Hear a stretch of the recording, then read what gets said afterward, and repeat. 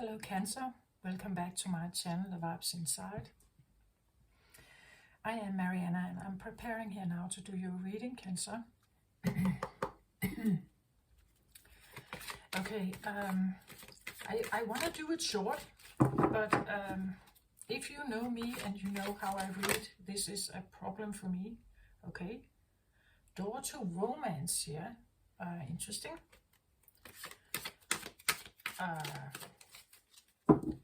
I'm trying to do something that is a bit shorter. Sometimes I just have a lot of things coming in. For you, it's like, and now I have cornucopia here. Interesting. Door to romance and cornucopia, like that sounds really great, doesn't it? I do have, like what I get for you this time around is actually a bit like it's a playful energy. It's a little bit like having a somewhat younger sibling, you know, that just keeps like, you know, like pinching you. Come and play with me, come and play with me. I want to show you this, right? I want to show you like this beautiful thing in the garden. Why? Let's play this or let's play that. Something that wants to play with you. It is, I feel somewhat childlike, like a younger child.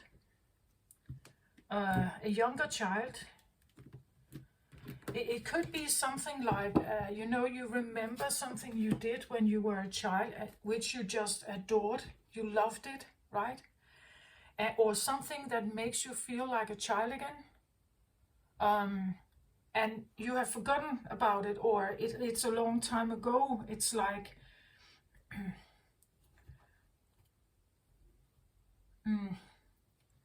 maybe you do have a child, right? Maybe you have a child that is like 4, 5 years, 6 years old, and they just have this incredible imagination, or they have this incredible play going on in their room, and they just want you to involve you, right? They want you to participate and join and be part of it. Door to romance and cornucopia. Again, cornucopia for me can be, of course, the most happiest days ever, the most abundant life, in whatever way that is. Like maybe it's luxury and, you know, expensive things. Maybe it's just peace and quiet and, you know, maybe less work hours or something like that. Like, you know, this can be very different for all of you out there. I guess for a Cancerian, I would say that maybe peace and harmony, connection.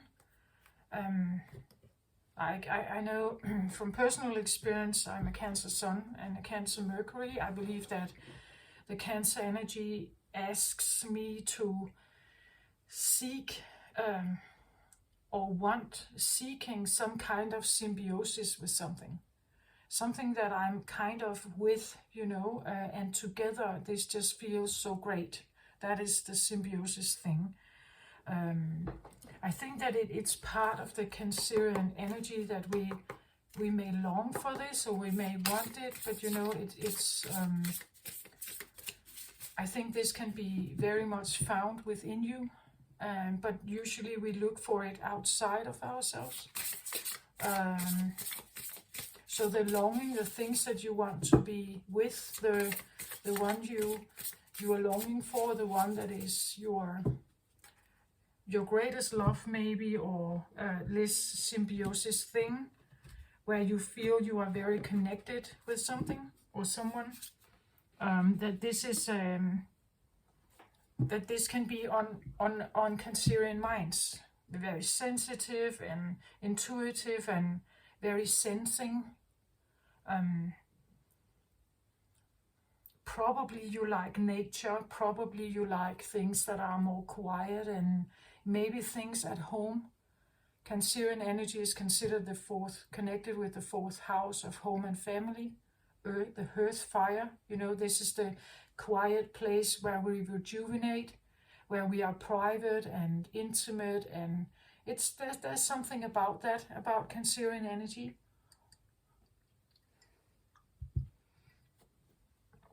it's looking for that kind of energy. It is important for a Cancer to have a sense of that feeling that here I'm safe, this is my home, I'm surrounded with something that, or someone, I'm surrounded with things maybe that make me feel good, that are maybe, I don't know, Cancerian energy can be a bit naive, well, some would say naive, sensitive, somewhat childlike, romantic, dreamlike, a daydreamer. Like, I think sometimes Cancerians are too kind for this world. Like, their heart is actually too kind. And when it experiences something that is like, that is awful, that is harsh, it doesn't know what to do with that energy. It's like it breaks them. It can break them. So, well, depending on your story in life, of course, and so on, we'll see what comes up here. But I get something like that someone wants to play with you. Like, do you remember this play we played when we were 4 in kindergarten?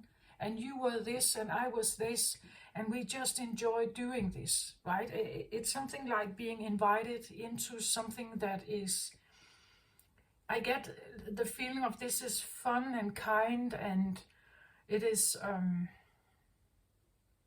like maybe it induces Cancerian energies, like there's a feeling of sensing things, there's a feeling of tuning in, and maybe it's very like Cancerian energy can sometimes be regarded also as mother energy. Maybe it's a mother play, you know, like a baby and a mother. Many young girls do this, right? They have a baby doll, and they put the baby to sleep, and they give the baby food, and they change the diaper like a mother would do on a baby. So there is this mother play. There is something about being invited into something that is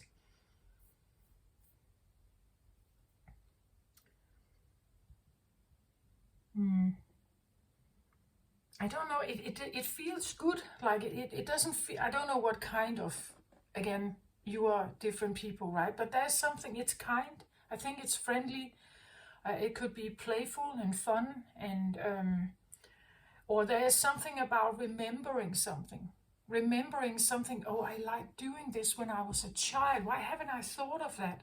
It's ages ago that I've done that.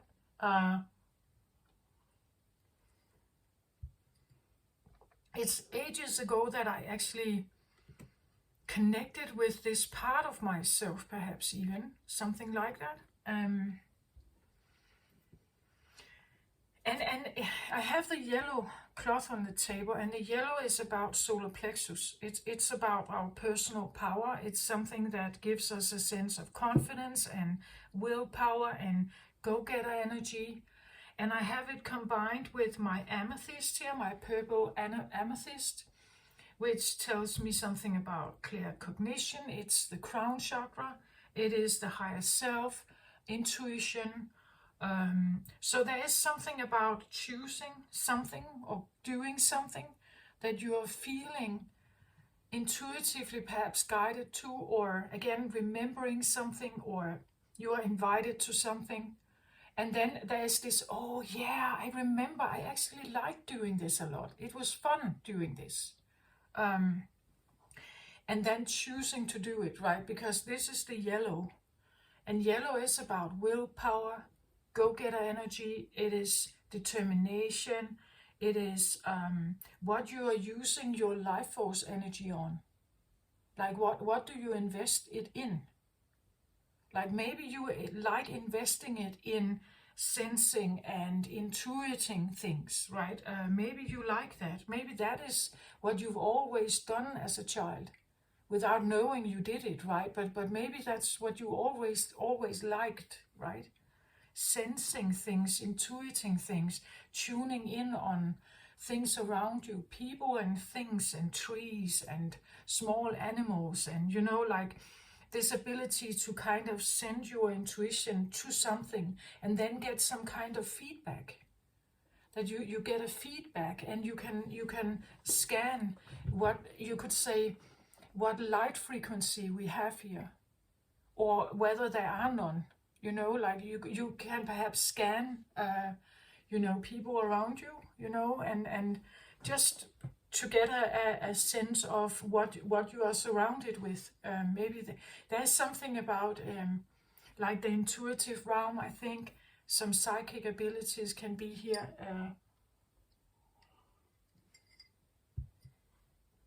And then actually do something about it. The yellow can also talk about like the gut feeling, like trusting the gut feeling, or maybe that these two are working together, like your gut feeling and your crown chakra, that there's this connection, that there's this willingness to work together. We say that there's research done on this idea of the gut feeling, that there's actually like almost a belief that the gut feeling is like we call it a second brain, but I think that sometimes it's actually more than a second. Maybe it's actually a first brain, and the one we normally use to think with, the one in our head, is maybe the second one. I think sometimes the gut feeling speaks louder. This is when your body is reacting in a certain way, right? Then it's like there is a message from the body, and then it's how your brain interprets it. But when these two work together, here we have brain and we have gut feeling, that kind of, it's like it has to go together somehow. So the message you have in your brain together with your willpower makes you go and do something, right? Then it's like you are in alignment. Your gut feeling and your intuition here is telling you to do something. And if these two work together, then it's like you're probably on your life mission or purpose or something like that, right? It becomes more aligned. Your body may, you know, that there is no anxiety, there is no doubt, something like that. And then I have this sense of like a playfulness. It comes across as a little child or like a puppy or something. You know, that it keeps coming and sniffing at it. It wants you to engage with it somehow. It waggles its tail and like, yeah, let's come and play, something like that. Being surrounded by something, or there's some kind of invitation to look at something or do something or speak with or engage with something that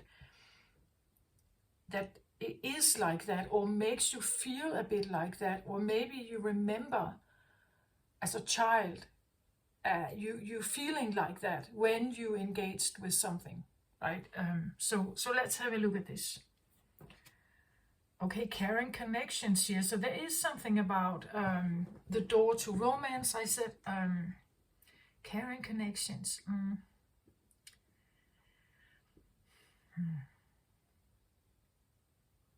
To me, it comes across like very playful, like a child. Here, it looks more adult, right? It looks more like it's like a young but grown woman and a young but grown man, right? Caring connections, kind connections here, caring and kind.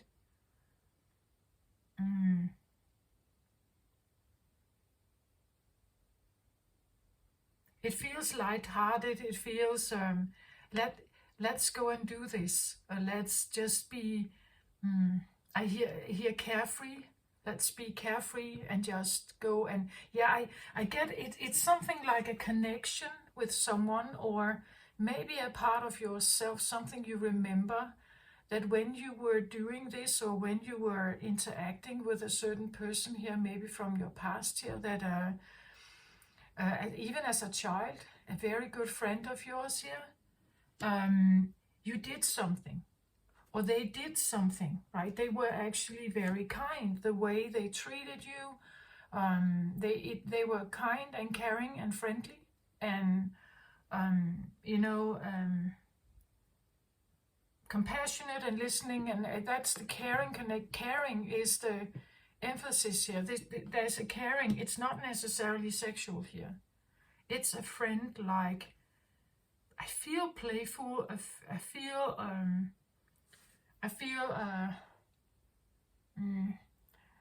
yeah, it feels young also to me. Younger than I would say they are. Doesn't have to be, right? But that's what I get. That the intention, maybe that's what I want to say, that the intention in this connection is to be together. It is to experience things together.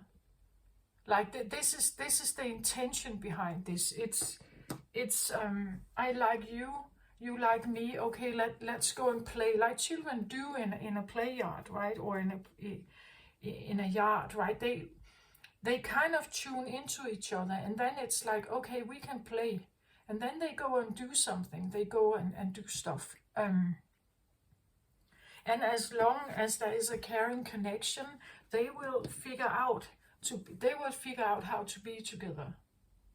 As long as both of them care and are invested, and the intention with you and me being together is like, the being together is more important than being apart, right?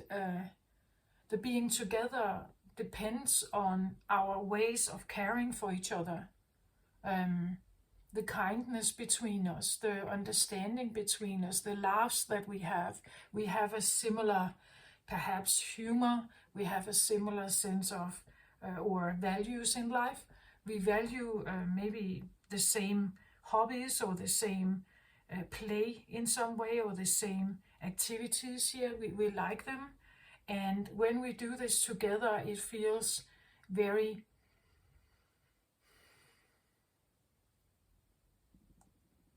nice. That there's something about what they are doing here is different than work, right? This is more play and hobby based. It is leisure time. It is maybe holiday time. We do something here that we both care about, and it's maybe a game. It's maybe that there's also like an appreciation. He gives her these flowers because he appreciates her, right? That there's a mutual appreciation here. And the play, again, a little child asks you to play with them, because when you are there and you sit there and you participate in her little, I don't know, her little play, her little tea ceremony, or her, her little coffee and cookies play, it becomes more alive when someone else is there, right? That then when someone participates in your play, or your little story in your mind that you want to play out, it becomes more alive when someone is there and actually participates. Not just sits there and look at their phone, right? But actually participates and talks and sips the tea, with you, and eats the cookies, and or pretends to, right? And so pretending, like the willingness to pretend with me, right, for a moment, the willingness to pretend in this game that we have for a while.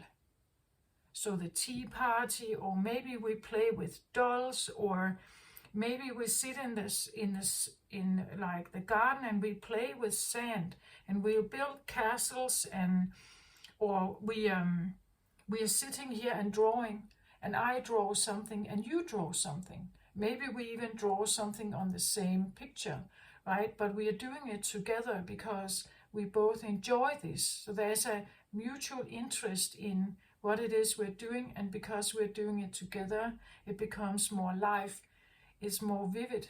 there's a bigger memory, and I'm not alone, and I'm mirrored, right? That someone mirrors me and I mirror them, that we are having a good time with this, that what we are doing is worth the while. This is fun, right? We both like this.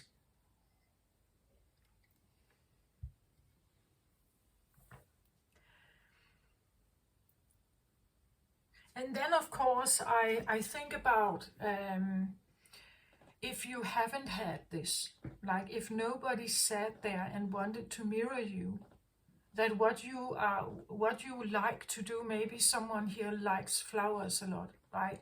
Maybe they love flowers. They could look at flowers all day long.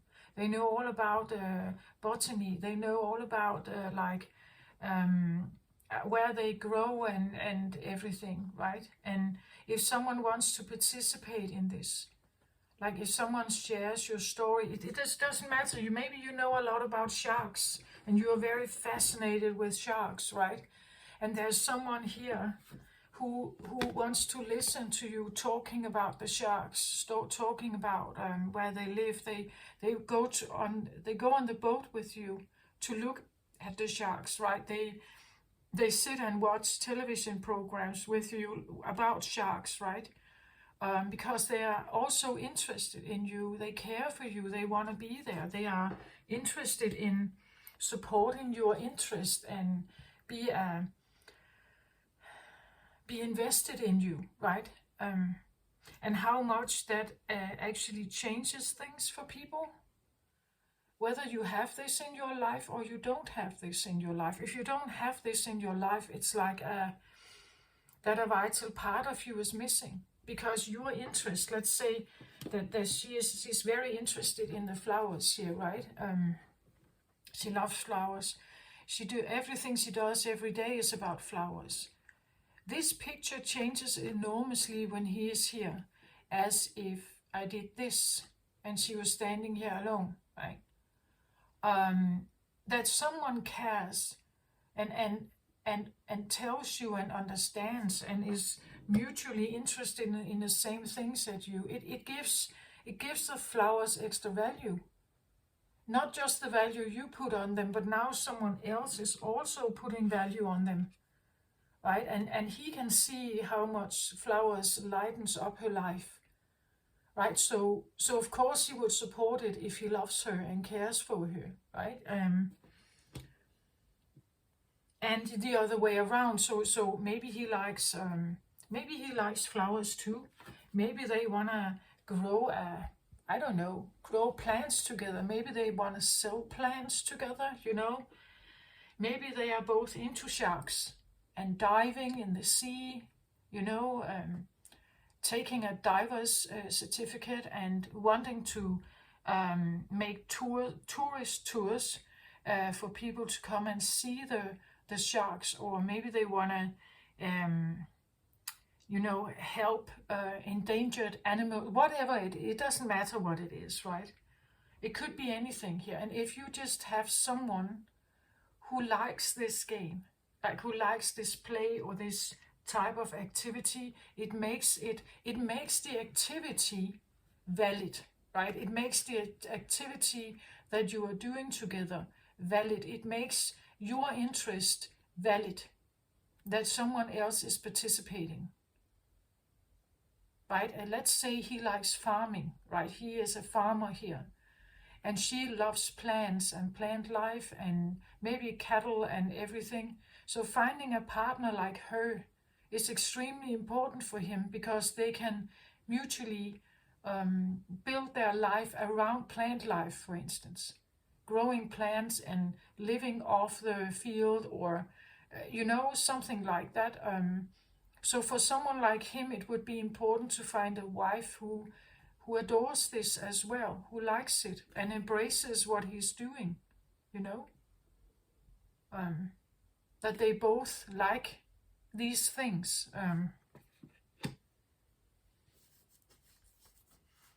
At least this is what is in your reading, right?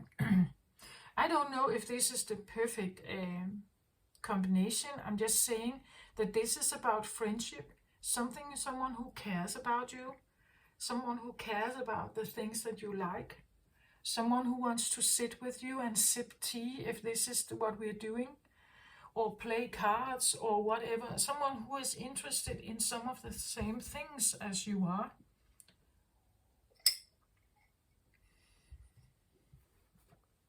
Again, I get this feeling of like this child, like a child that runs through the living room and Laura, come and play with me, come and play with me, right? Because when Aunt Laura sits there and sips tea with the little girl, the play, the tea play, and her acting as a hostess, you know, and offering the tea and offering her fine cookies with the fine china, it makes the experience real for the girl, right? Now she actually is the hostess.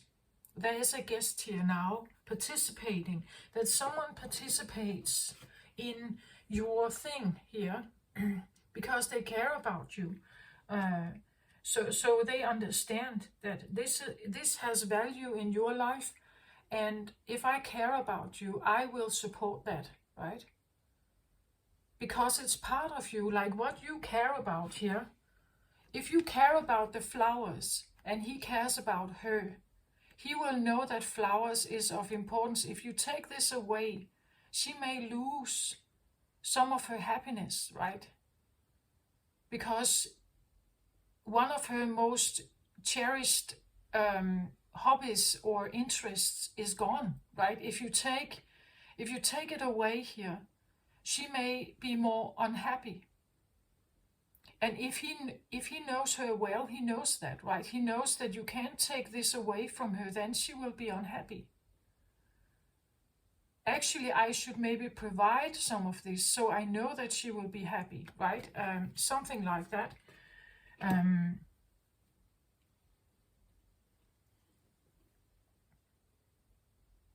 Caring is, of course, also just caring for each other as they are. Like not wanting to change people, right? So something like that. And then I have here the Page of Swords. And up here I have setting boundaries. Okay, so I feel like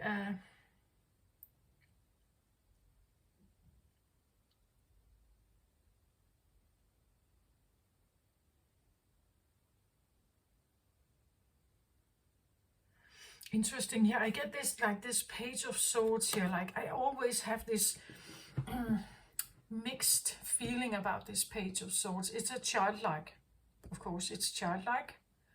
It's a page. I feel like it's an immature page here. It's someone who, again, as I said, maybe your nephew or your niece is running through the living room where they see you. Aunt Laura, come and play with me, right? So they have a voice. They definitely want you to come. But this one, I always see him a bit like, it's because he has you know, like a bit of a kind side and then a shadier side. That it's like he has, if you go along with the play, for instance, he probably will show you this side, right? If you go against it and say, no, I don't want to play with you, then you get this one, the more angry one, the jealous one, the one that makes the temper tantrum, the one that is unhappy, or so this could be like a voice, right? A voice that I don't know if you are caring, that you are in some kind of relationship, caring for someone here, or there's someone you hold very dear, and you would go to a certain extent to make them happy, I think.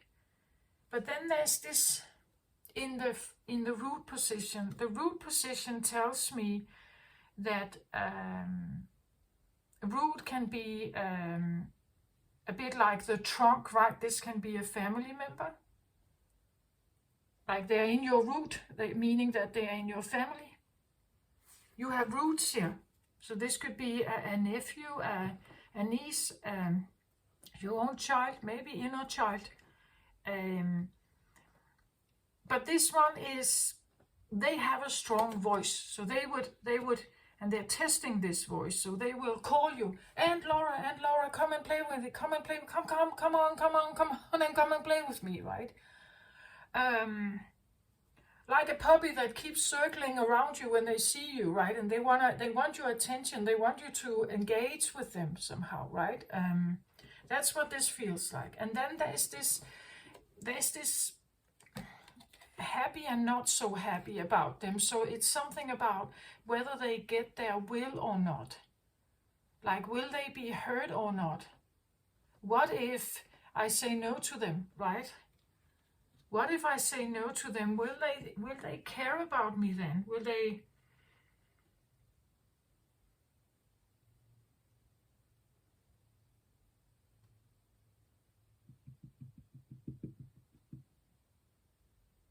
And then up here we have setting boundaries, right? Which of course talks about if you have someone circling around you here, and they may want to engage with you. It could be a child here. They want to engage with you. They want you to play with them, right? They want you. Again, I said something about symbiosis with Cancer, right? That this could be a child that wants you to engage with them as a parent, perhaps, or a family member to a certain extent here. But sometimes, well, parents, they say no to their children, or they don't have the time. There are other things they have to do. This could talk about like a very persistent child that keeps asking for someone's attention, and they want it their way.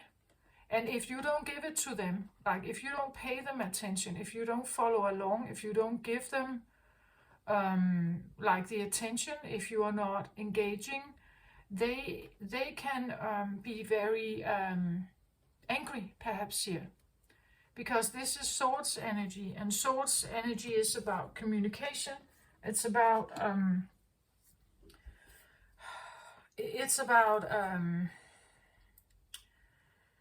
well, who are you and what is your identity, and how do you think, like what do you think about yourself and what do you think about others, right? Do you feel that people care about you? Do you feel like you are cut off? Do you feel that you have been given the attention that you wanted? Maybe that's why I said that here, that there can be, if someone has not been given this, it of course will, it will disturb an inner feeling. I get that, because if she likes these flowers here a lot, and this is of course just a metaphor for something, but she likes this very much, but nobody wants to mirror it. Like nobody wants to play your game, nobody wants to participate, nobody finds this hobby interesting or this activity. You're the only one.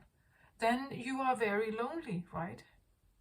And that could also be what this is, a bit like a passive-aggressive tendency, because you are always alone. That something here is always alone, or potentially it could be alone. So it wants you to be there. It wants you to participate. It wants to be in charge also here. This is a page that is trying to push through their voice, you know.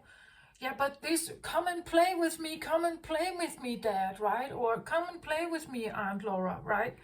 And then Aunt Laura actually wants to put up some boundaries. Okay, I can go and play with you for a little while, right? And then, or you say no to it because this is not my interest. I'm not willing to go in and play with you now.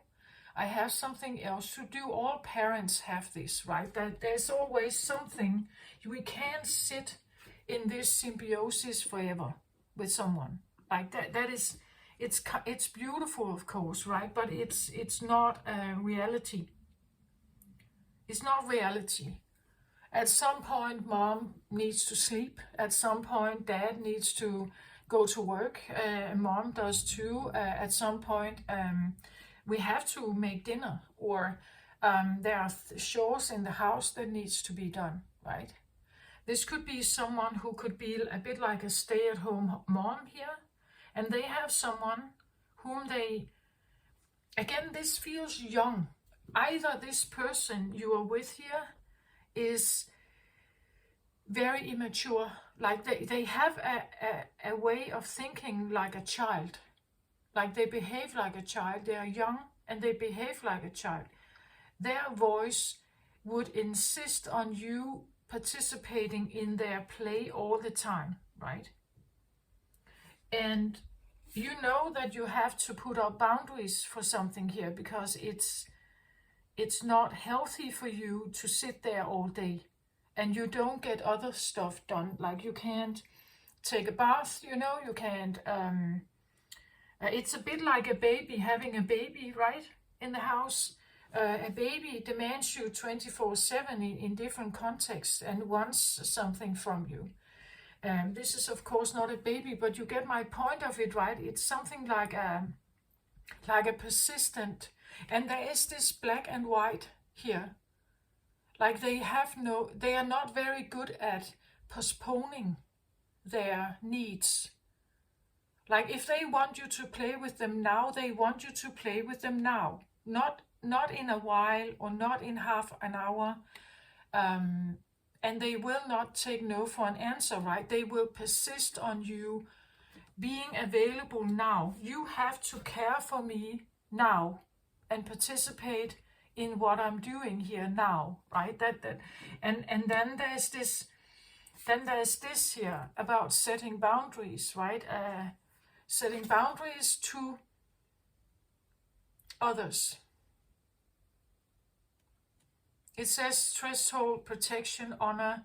There is something about your own integrity. Where is your line as to this? When does caring stop? Or is there a line to a caring? Or must you always stand there and always be the safeguard of something? Can you say no to someone? Would it be okay to postpone things? I have this feeling that this feels like they always have something here. This sword can cut, right? This sword can be like like someone who will make you feel guilty if you don't participate in their game, right? Someone who will shame you or guilt you, or you stab you here. Someone who will attack you if you're not coming, right? If you're not, they will start crying immensely, right? Like a child or like a little child. You have to, then you need to come and care for them, right? That someone here, there is something here that has a way of showing up and being a bit, like it's very black and white. When I say that this is in your roots, again, it could be what is surrounding you. It could be one of your children, perhaps. It could be a family member. Maybe this is how your roots work. So this means that this is how your entire family works. That it's very black and white. Like either you are one of us who cares about us, or you are this disastrous person who doesn't care about us, who is unloving, because you may have set your boundaries and said no to something, or you simply don't want to participate in something because it's none of your interest. It's really not in your, there's nothing for you there, right? I'm not saying that this is a child, but it's childlike behavior. It's immature. It's an immature way of dealing with. And of course, this can be in you, right? A part of you.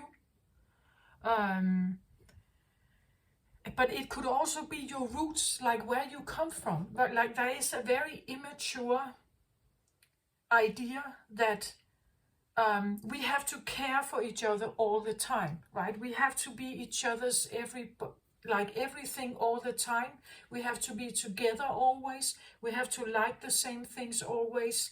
And well, it's as I said in the beginning, this is great if you really find someone where you are at peace with this, where this is really harmonious and balanced, and both of you really enjoy this. This is like a peaceful and beautiful way of existing. But these two cards tell me something else. They tell me that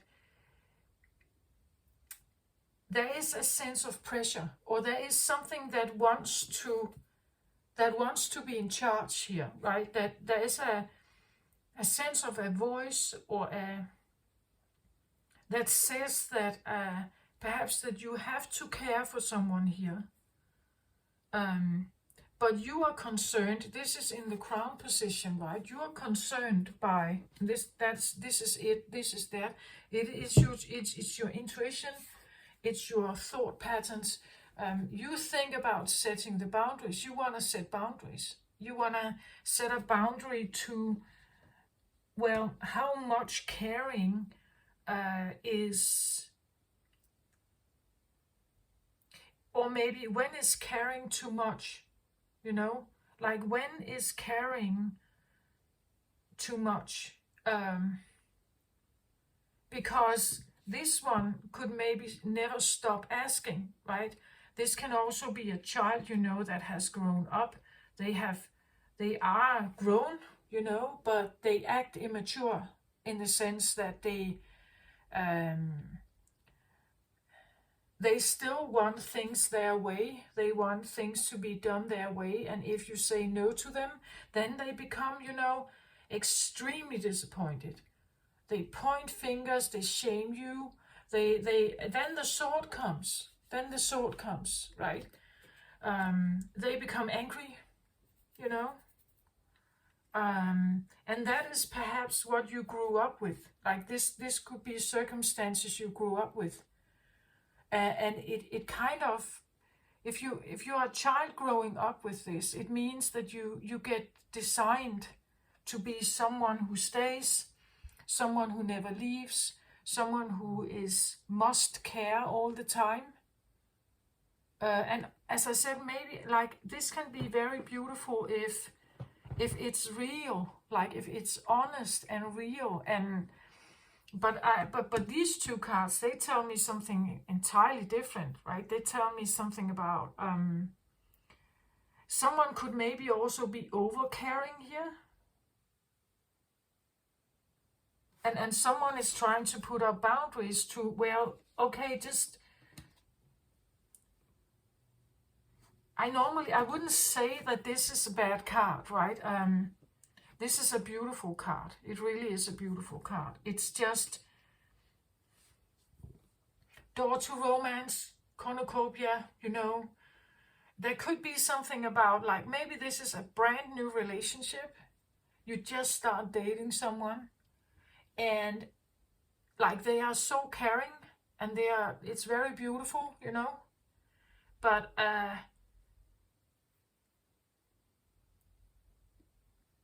then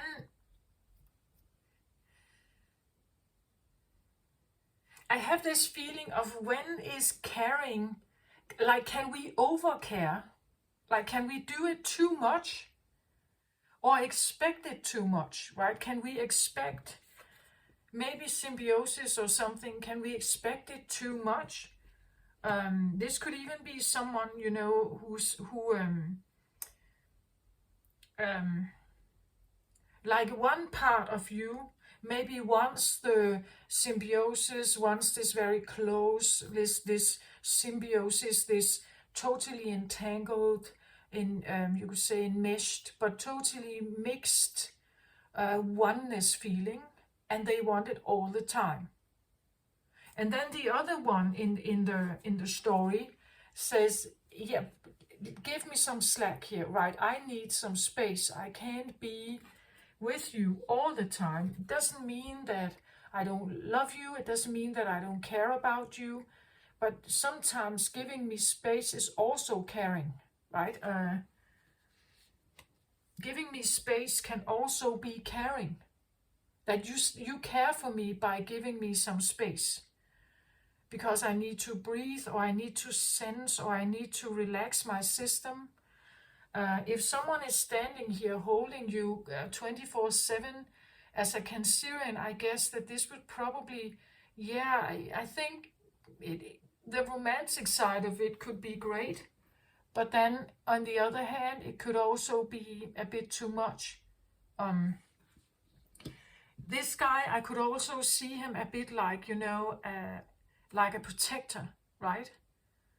Like this is the boy here that has become a man, and now he stands here. We see how he's holding his hands around her, like he's making this like a barrier around her to keep her safe or to keep her, protected in some way. Um, and being quite feeling very strongly about this, right? But to a certain extent, it is it really caring then? Like, is it caring, or is it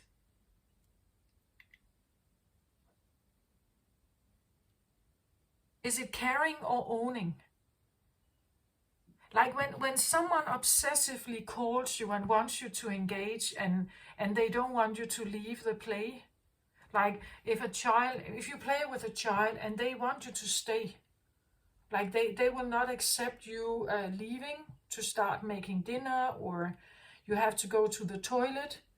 Like it's almost like they go inside the toilet with you and sit there and wait for you to finish, right? That something is so, uh, like, it holds so tight that it won't let go of you.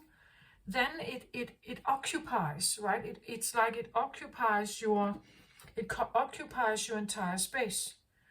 Um, and someone could be thinking about, I need some boundaries here. I really need to make someone understand that yes, I care for them.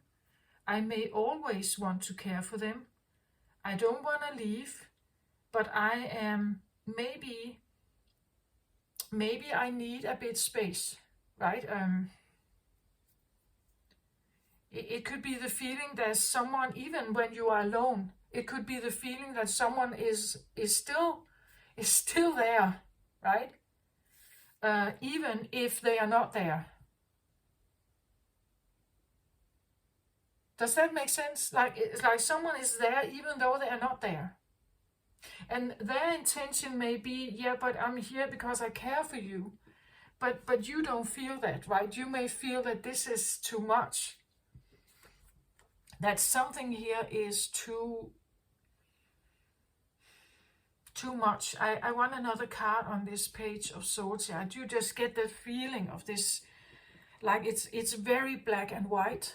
Like either it's black, either it's white. There could also be a way that they behave. So sometimes they find you adoring, and then sometimes they are aggressive, right? And you're thinking about the good times here. Like you want to hold on to the good times, right? But I want to say this card, it always tells me something about that everybody has a shadow. Everybody has an inner child and a shadow. Everybody has something that is not quite said, not quite expressed. We always put the best foot forward when we are dating. We never really see the other foot. Not until we are inside the relationship, not until we actually care, not until we are already invested somehow.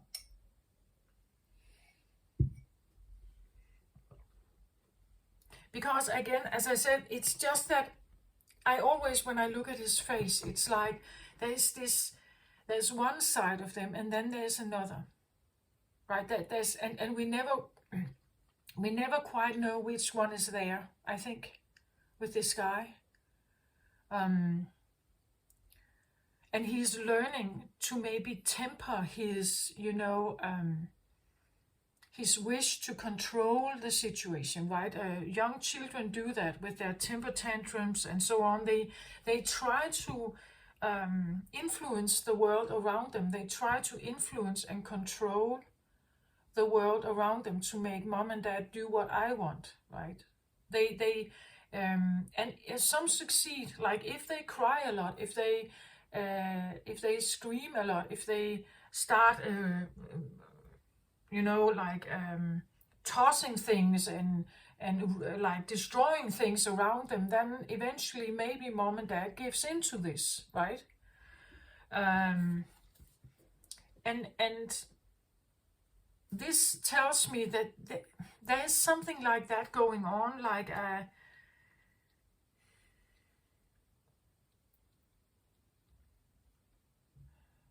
it could be something like, again, do I want people to get close to me? Do I not want it? Like, do I want it? Do I not want it? Do I want them to be close with me here, or does it just make me even like get more and more boundaries up, right? Something like that. Another card on this Page of Swords, please.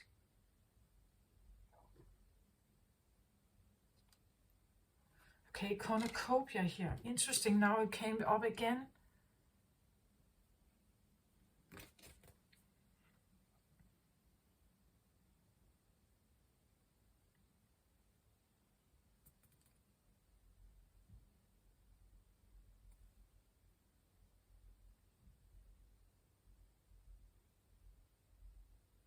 And we have forest here, we have fruits, plants, and we have a lot of it. Like there's a lot. Cornucopia is this idea of feeling full, I want to say. Like you have a full, you're full. So there is a lot to eat. You are fed. You have enough. You have more than enough. You have. It's sweet. It's and it's perfect. It's perfectly ripe. Nothing is rotten or nothing. This is like the sun shines, right? This is like the best picnic, right? Ever, with all like adoring fruits and like treats here. Oh, interesting. Now I see something here. It's like, I never saw that before actually in this card. There's someone sitting here.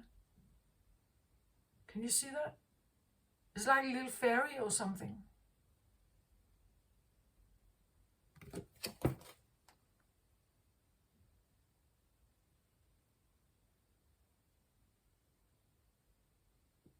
I never saw that before in this card. It's actually like a little person, a little...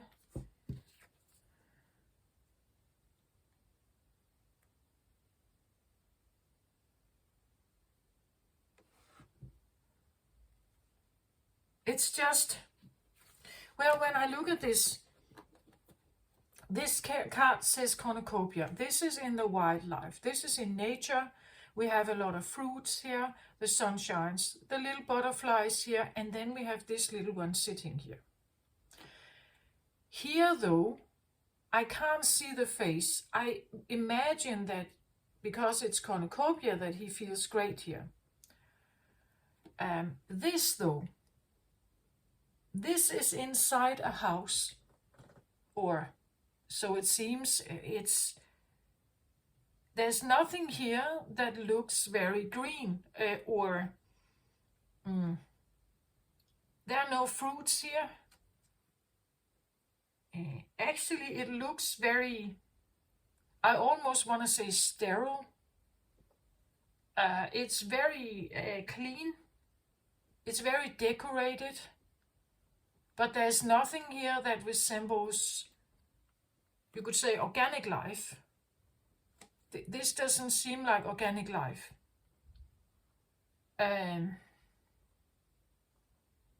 So let's just for a moment say that that this guy here is actually this little one here.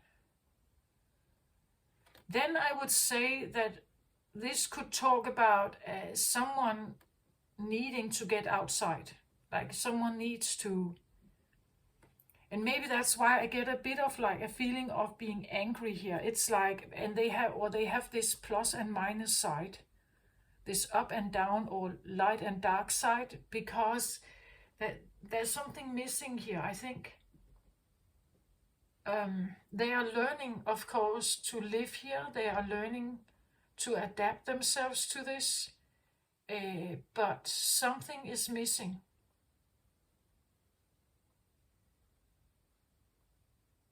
Something is missing here. It's like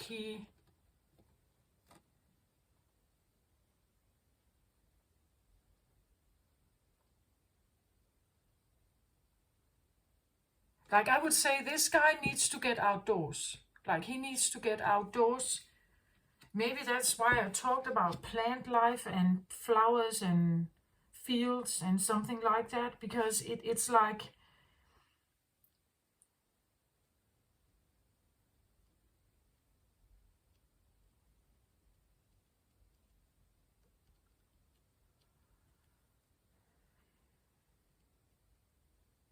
cornucopia is also, you could say, a bit like a dream, right? Cornucopia is a maybe a feeling, but it's also like a dream, right? A dream of like the most abundant life ever. It's the 11 card. It is card of, it says in the book here, it says wishes fulfilled. Wishes fulfilled. And that is what cornucopia is. Like, this is the most abundant life you could ever think about, right? So it says here, an abundant harvest and great blessings are waiting for you, and you may even find all of your wishes fulfilled. This cornucopia of gifts from the universe can come in the form of financial riches, job fulfillment, romantic love, and all of the above. When you receive the cornucopia upright, you know that you've done important work and it's about to pay off. The seeds you planted in your energy and in your life are ready to be harvested in some significant way. Get ready for a great feast of abundant value. Get ready for a great feast of abundant value is being prepared for you now, and Spirit is applauding all of your effort here. Okay.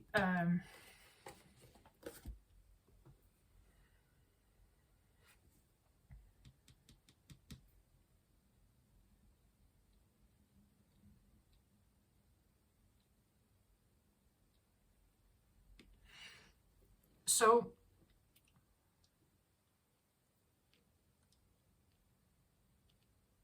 I strongly get this feeling that one of these parties here is, let's say, this is the woman, and here we have a woman trying to put up boundaries, right? Here we have a young boy, and here we have a man, and he is holding around her like this, right? So there could be this feeling that someone thinks that they have found the cornucopia, this one, right? So he holds on to it for dear life. Like he wants to protect it, he wants to be there, he wants to make this symbiosis, he is requesting it, he shows up, he's always there, he wants to care, he wants to be there. And then on the other side, I have this feeling of someone it's almost like it's too clingy or too much in some way, right?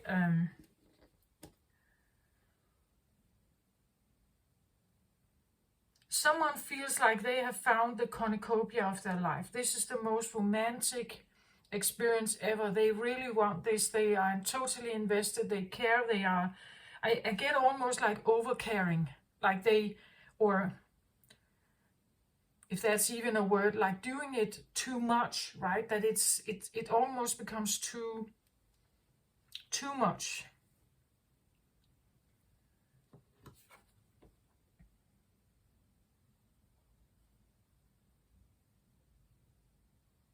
But again, maybe it's because someone comes from an environment here that feels rather sterile.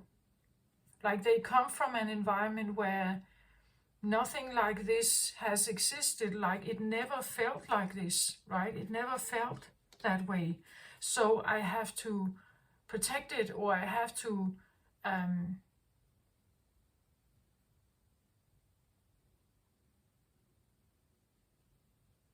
I'm not used to that kind of connection, so now it's here and I'm holding on to it for dear life here. One more card on this page. Why do I get this feeling of like this shifting? Or this black and white, it's black and white. Either someone is like utterly perfect here, and the other one who is now receiving this attention is wondering is there a way of like, maybe just give me a bit of space here, right? Maybe just give me a bit of space. Again, this could talk about, a child, like a young girl that is utterly in love with her father, right? Because young girls tend to do that, young boys with their mother sometimes. There's this there's this thing going on until the children realize that they cannot be married. The young girl cannot be married to her father, right? That he is already married to the mother. But before that is resolved, like before the child understands this, before the child can stop itself or stop its need to want to control a situation, right? Then it takes a while until the child understands this. And the way that the father spends time with her, the way the father spends time with his daughter is in a particular way, right? Where he spends time with the mother in maybe a different way, right? So I get this feeling of jealous, like, why do I get jealous here? I think it's, again, this is like the utmost dream of cornucopia here, and someone can be jealous if it's not fulfilled, right? If it's not reciprocated, or if it's not,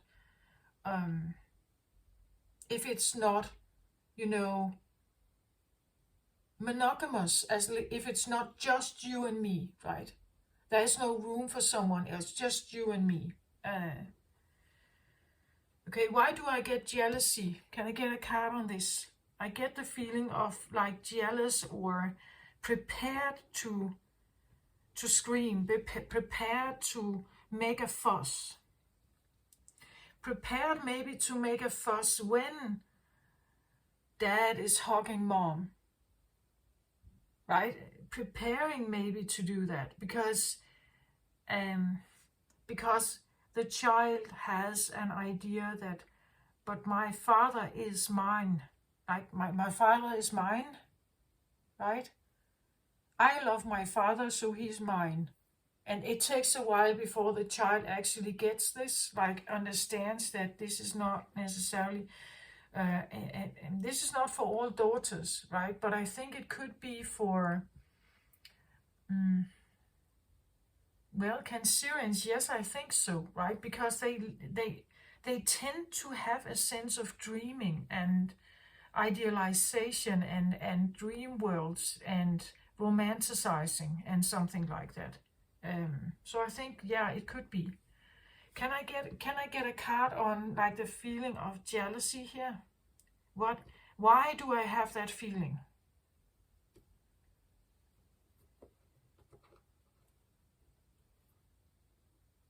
Now it also makes sense why I had that in the feeling, like in this, or this feeling in the beginning. This idea of this persistent calling. Like, Dad, come and play with me, come and play with me, come and play with me. Because then Dad comes into the daughter's room, right? Or, Mom, come and be with me. So Mom gets into the son's room so that Mom gets away from Dad, right? So if the child can scream enough or make enough fuss so that they can have their cornucopia with this other person, then the person is away from the competition, which could be the other parent, right? Okay, let's have a look here. I get this feeling of jealous or prepared to fight for something, right?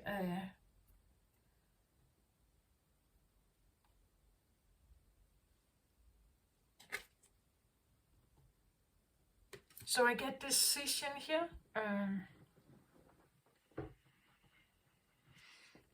It says here, release yourself from that which holds you back and need to detox unnecessary worry based on lack of self-confidence.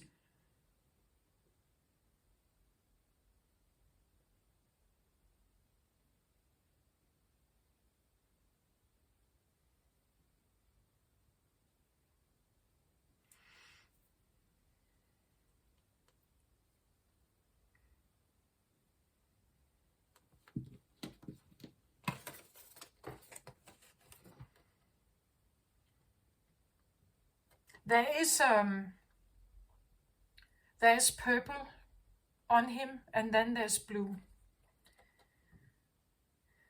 Purple and blue, and here we have purple, which says that you can release yourself from something which holds you back, and a need to detox from things that really are not good for you. Let something go that is, because she's opening the cave here. Let something go if it's and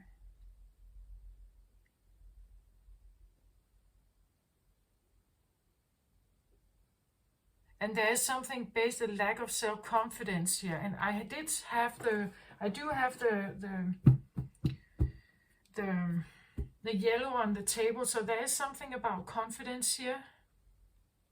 Now we have purple, now we have yellow here.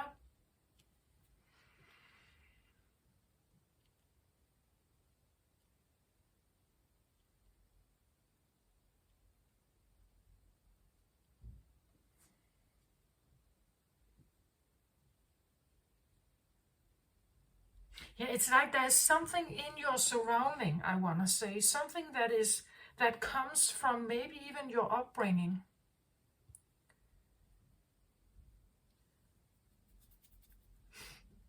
Maybe some kind of idealization, a tendency to idealize someone or something, or some kind of behavior. But I think that with the decision card, it's like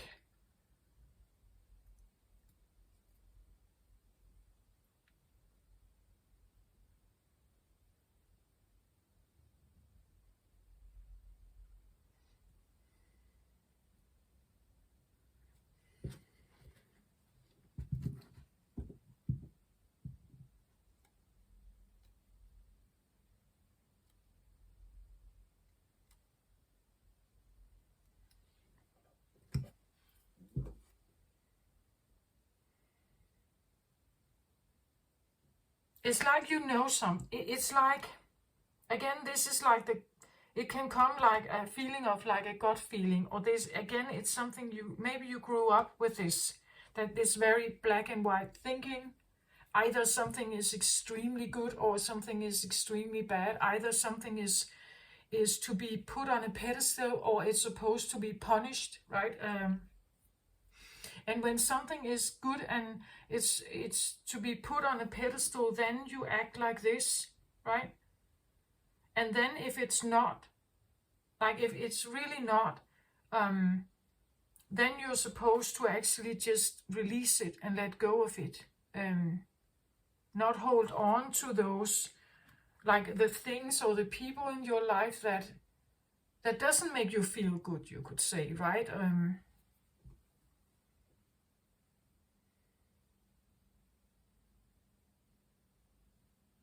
But because it's a page, like the page is still young and learns. I feel like a child, right? It's a child that come and play with, very enthusiastic, very engaged, very loud almost. Like it's like they want to grab someone, right? And it feels playful, it feels fun, it feels like it feels like they want to play. They are very enthusiastic about seeing you. They're very enthusiastic about grabbing you. But maybe you came to the home because you wanted to, you were visiting the entire family. You were not just visiting little Beatrice, right? You came for the entire family. You didn't, or you are the father of several children, not just little Beatrice, right? But Beatrice is the one that keeps calling you all the time, right? And because she wants you for herself, right? That is this symbiosis thing about Cancerian children, I think also, that they wanna do this, and like we are like we are like this, right? We are like this, right? You are the one that cares for me, right? As I care for you. You are mine, right? But with this card, it tells me that there's something that feels like it's too much somehow here. Let's get another card on this boundary thing here.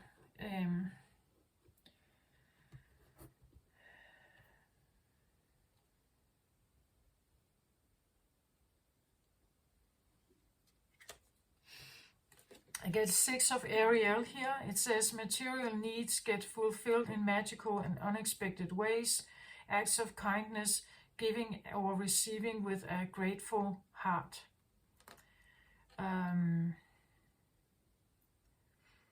Well, it says 6 of Ariel here.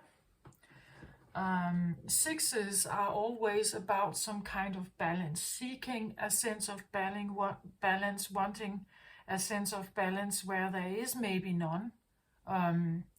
She's standing here right in front of the tree, and like wanting to represent or talk in front of the tree, and the tree can talk about family, right? It can talk about all the branches here can be family members. This could be someone who stands up at a family dinner and says, look, I need you to back off. I don't want to be as involved in, or I need to have time for myself, I need some other kind of balance here. Like these 2 baskets of apples here are not in balance. I need something that is a bit more. We see how they are full here, and here they are tossed over. There's something that feels imbalanced here. Something is more prioritized than the other, and I need to be able to stand in the middle. I need to be able to give attention to all my children, right? I need to be able to give attention to, or there has to be some kind of balance here that little Beatrice needs to understand that I, as your mother, I am married to your father, and we are married. We live together. We love each other, and of course you love your father, but your father and me, we have a special relationship with each other, right? And it will not be the same for you, little Beatrice, right? That could be, there's something here about putting up some boundaries, and I don't know in what context, right? It's just that I had this child feeling, like someone who, because they screams a lot, or because they are loud enough, they get attention.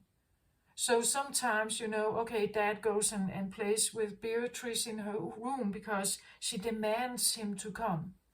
But demanding is not the same as dad actually liking it, right? Or liking it every day, right? Sometimes he may want to be with maybe some of the other children as well. Like maybe he wants to even have time for himself. This idea of having the symbiosis with someone is Well, I think it's a beautiful thing, of course, but only if both people in it want it. Like if both people in it want it, if both people in it like it, and if both people, like sometimes intimacy and closeness, it's not for everyone. Like some people actually don't like when it becomes too close. They run away from it. They shy away from it. That's what I feel like here. It's like, again, look at her. She's at a distance. Like here we have something that is way closer to us, right? It's way closer. Here she is at a distance. There is something about space. There is something about like backing off a little bit. It becomes too clingy or too much, or but the other one, you know, the other one sees this person as their cornucopia. They see them as like their perfect match. They want to be nothing but close to this other person, right?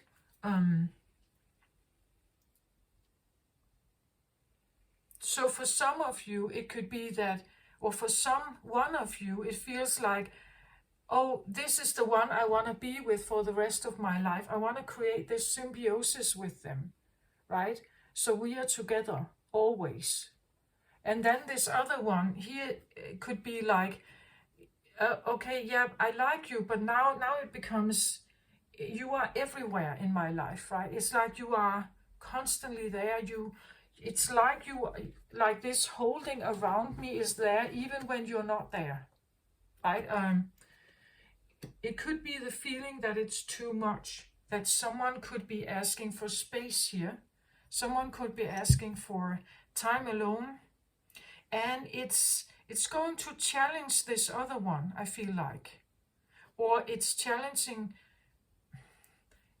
if you, let's say you have this in you, you have both in you, that a part of you truly wants this symbiosis, wants to find this perfect cornucopia with someone, right? But at the same time, we don't want to imprison people.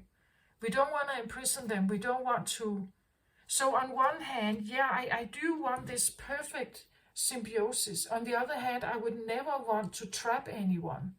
Like if my embrace feels like a prison, I don't want them to feel like that, right? Like then I want to open here, but then they fly away from me, right? So there could be this, like this back and forth with a child here, or an inner child feeling, that you have this back and forth that, yeah, but I want to be close to them always, right? I want them to be near me. I want them to choose me. I want them to play with me, or I want them to care for me. I want them to be there. But then when they are there, then it almost becomes suffocating.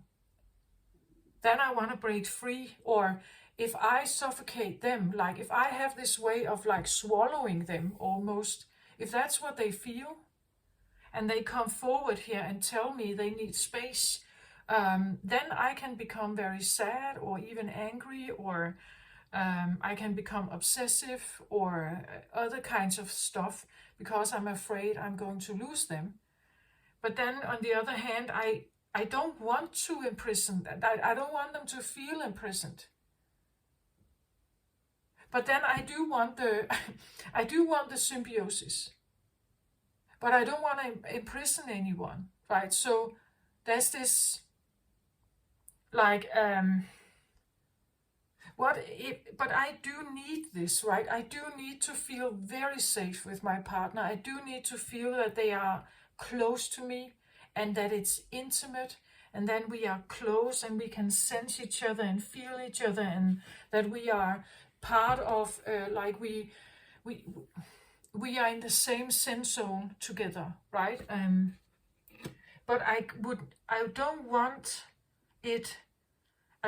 this with someone who doesn't want it, right? That's what this talks about. I can't have this with someone who doesn't want it too, right?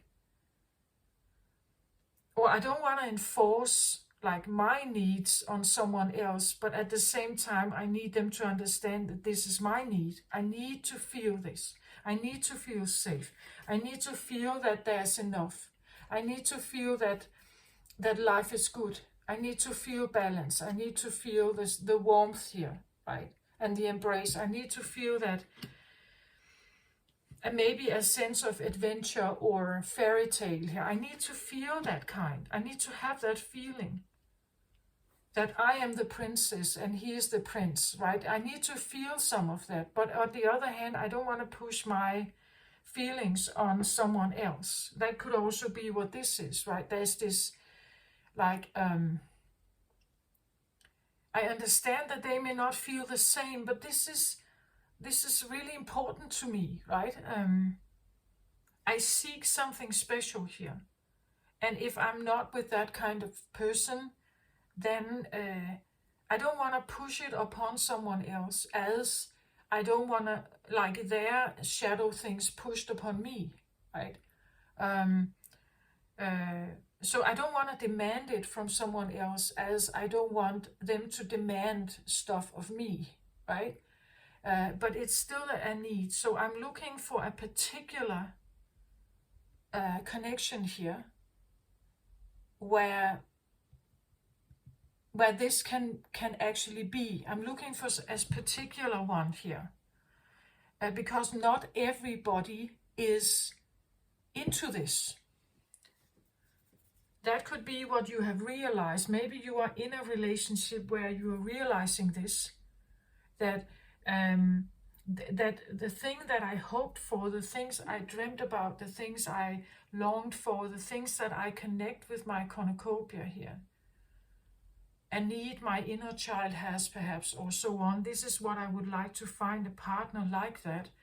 But then I don't want to force it upon others. I don't want it to end up with someone needing to, like, push themselves away from me, right?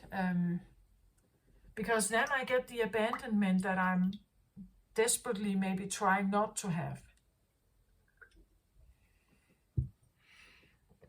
But you see, you can have two different sides of you. One part of you wants the closeness, and if they actually get close to you, then it almost becomes too suffocating.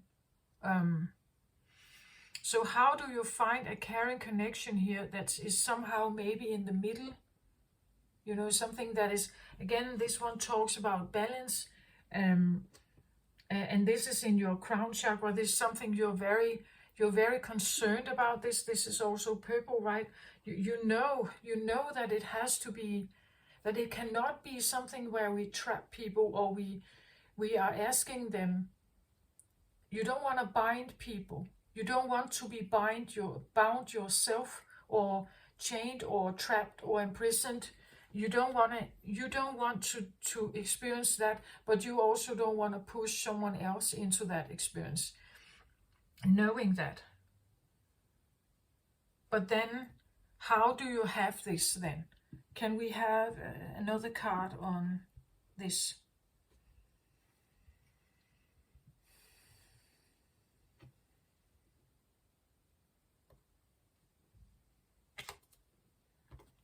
So I get Queen of Air here.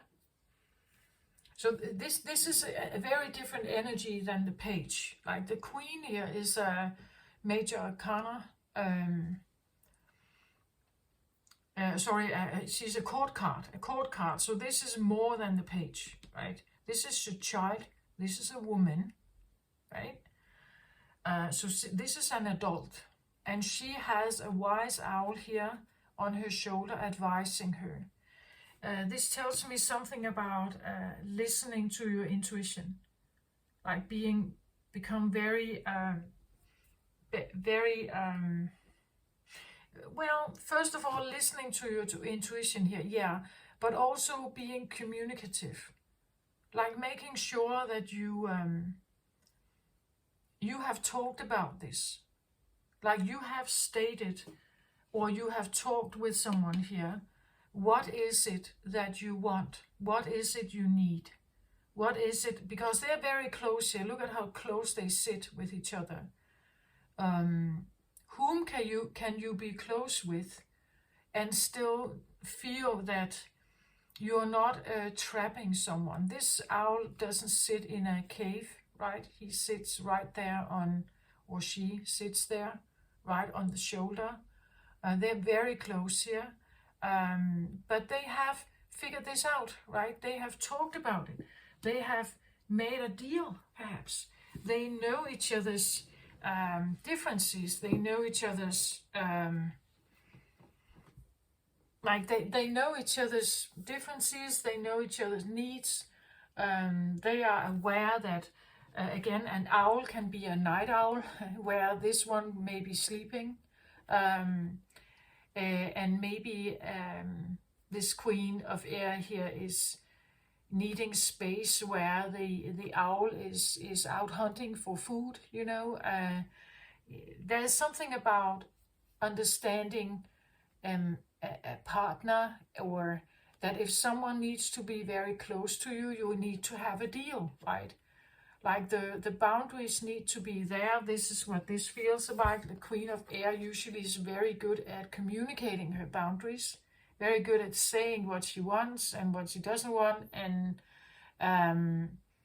being very clear with that, being very honest, and being very direct sometimes also.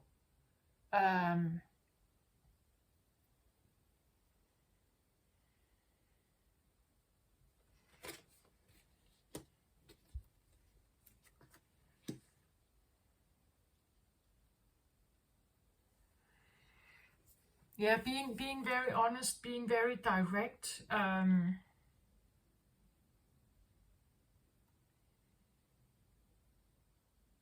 maybe that's what you need to do. Like maybe you are in a situation where you really have to become this one. You have to trust your intuition here, something guiding you, and speak your truth here.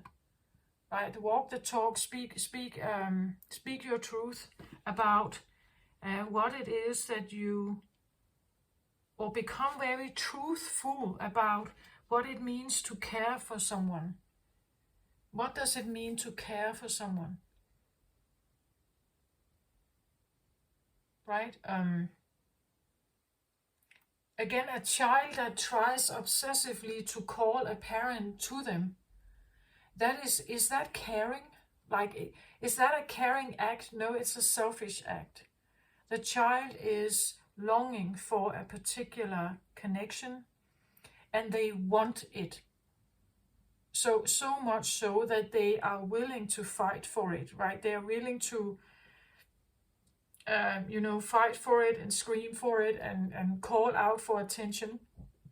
They make a fuss about things. They are attention seeking to get things their way. But to get things their way is not necessarily a caring act, right? It's an act of wanting things as I want it. Like I claim you, right? I have decided that you are mine, so I claim you. I call you into my attention. I want you to be with me and play with me and be around me and not leave. I want this symbiosis. I want it to last. I don't want you to leave, right? But it's an immature state of existence. And at some point, mom needs to leave or dad needs to leave because they have other things to do, right? But for a little child or for a baby, they don't understand that. Like, they just want their needs met. Like, they're very omnipotent, right? They live from only their own existence, their own needs, what they need, what they want. They don't care about, they haven't learned that yet. But you see, if this is your roots, I would say this could be like the family dynamic you come from. So let's just take this for a moment. This could be like you have family like this, you have parents like this that are that immature, that have this way of responding. And this is where we have to think a little bit again here, because if we have parents acting like this, then the children can become like the parents, right? The children become caretakers then, because the parents are requesting it. The parents demand it from their children to take the role of like the kind caretaker that comes when they are crying, that comes when they scream, that comes when, like a baby, like it's just reversed, right? Because like becoming a mother of your own parents, and because they're acting like this, right? No wonder this is confusing if you feel like this, because it's not, of course you have needs of connection. That is valid and quite okay. And then at the same time, you feel bad if you are asking something of someone because you don't want to entrap them, because that's what you have felt like, right? You may have felt like you were the one who got trapped here, needing to be someone else's fulfillment, right? That you became the source of someone else's fulfillment. But of course you have needs too. Of course you have a dream here too. And it's quite all right to have that dream. And it's also quite all right and actually very reflective to think about this. If you think about that, like that you can't push necessarily your needs upon someone else if they are not agreeing. Like if they don't find it caring,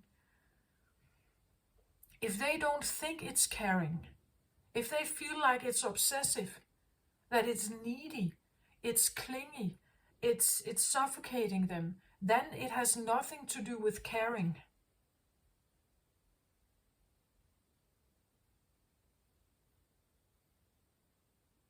The caring here can also be something like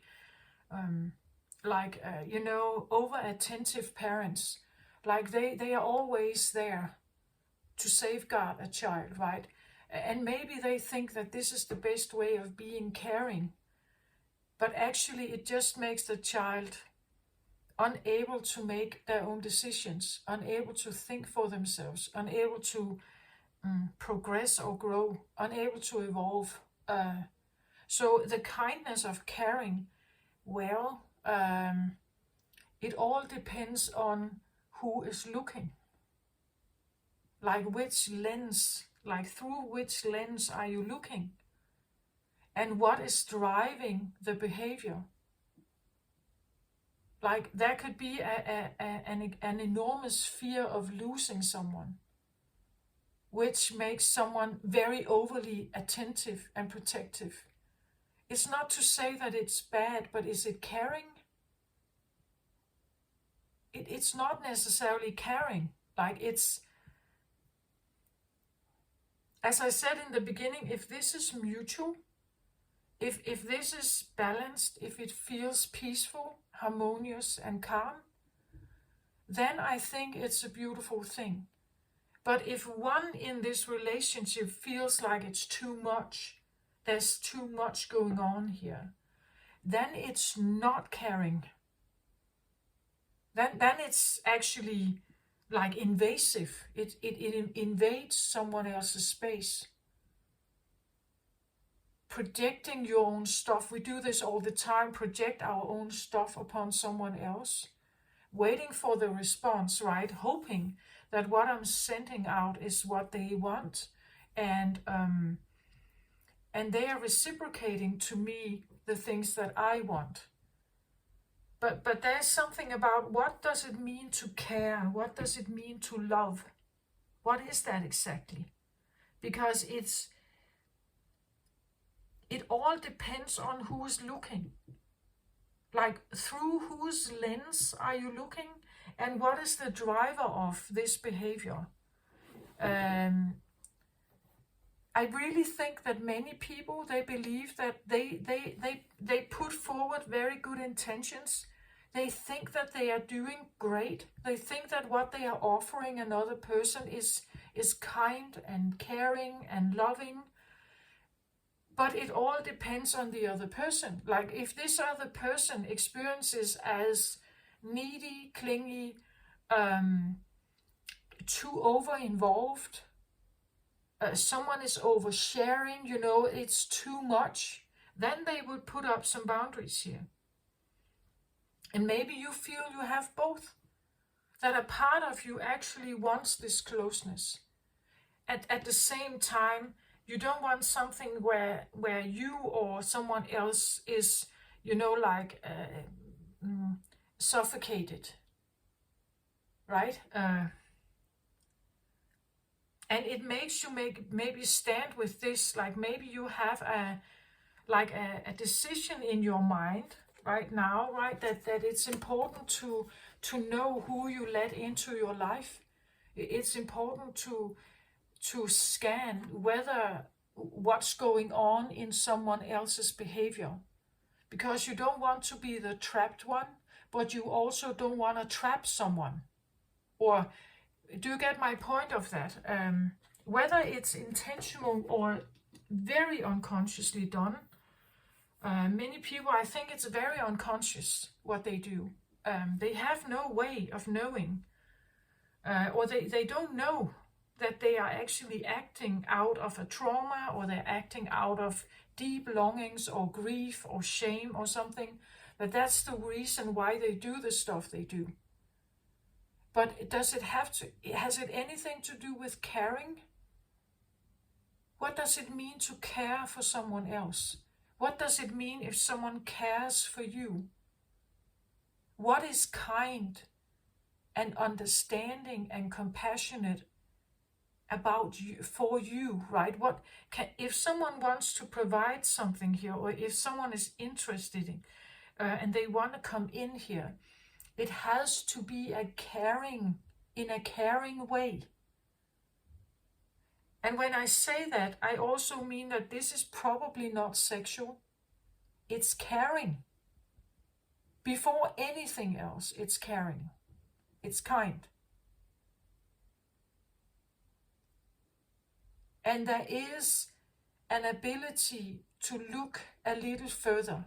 There is an ability to have a very honest dialogue about what is it that you want? What is it that I want or need? Or sometimes I want something, or I need something. I don't know. Maybe I don't know what I need. But even if I need it, then I still have to figure out if what I need is actually for me here. You know, you can need in a, how can I say this? You know, maybe you feel like, I have a need I need excitement. I need to get out. I need to loosen up and dance and just, I don't know, have a night out and just do something free. But then you get there, and then in the midst of it, yeah, maybe it's great, you know, you're dancing, it's great, you have a few drinks or something, it's all great. But then in the midst of it, it's like, now I want to go home, right? Now it's like, it's too much, or I don't like the music, or it's too dark or too bright in here. I don't know, maybe, you know, like, that something is great until it's not great. When it's winter time, everybody talks about, oh, we're looking forward to spring and summer. Oh, we're waiting for the sun. We hope the sun come out now. Then the sun comes out, and everything starts to sprout and begin to grow. And yeah, it's great, and we don't have to wear all the winter clothes and so on. Then we get a bit further. Now it actually starts, now it starts to become a bit too hot, right? So we're longing for something, and then it's actually there, and then it almost becomes like too much, you know? So maybe you want a relationship, but then if it actually manifests itself, then it's almost like, yeah, but now I want Now I want some freedom, right? Now I want, like, humans, we are like that. Like we shift our thoughts all the time. We want something, then we don't want it. We want it and we pursue it, then we get it, then it's boring, then we pursue something else. Like we are never really saturated. It's never really like we are full, as I talked about. It's the feeling of being full. Full is not, we don't really feel full. Never really quite feeling full.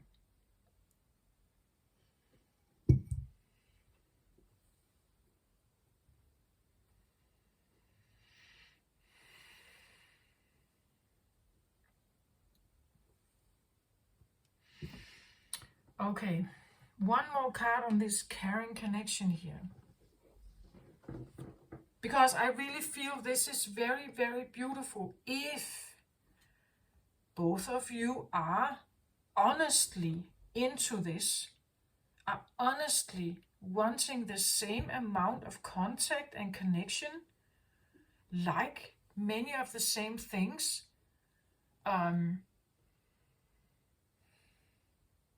I really think so. I think so, but it's not something that we can't push it upon others. We can't force it upon others.